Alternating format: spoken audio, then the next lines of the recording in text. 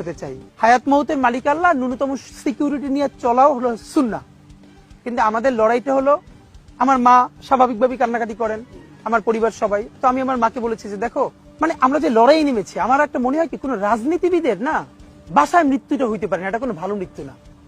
যিনি রাজনীতি করেন, যিনি লড়াই করেন, যিনি বিপ্লবী, যিনি সংগ্রামী, তার মৃত্যুটা হবে একটা সংগ্রামের মধ্য দিয়ে, একটা রাজপথে, একটা গ্লোরির মৃত্যু।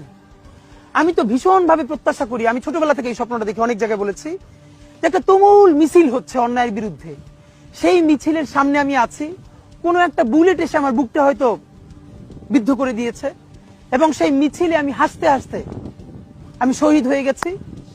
এবং সবাই যখন মৃত্যুটাকে ভীষণ ভয় পায়, আমি তখন হাসতে হাসতে আল্লাহর কাছে ভীষণ সন্তুষ্টি নিয়ে পৌঁছতে চাই যে আমি একটা ন্যূনতম ওই জীবনটা লিড করতে পারলাম, যে আমি একটা ইনসাফের হাসি নিয়ে আমি আমার আল্লাহর কাছে পৌঁছতে চাই।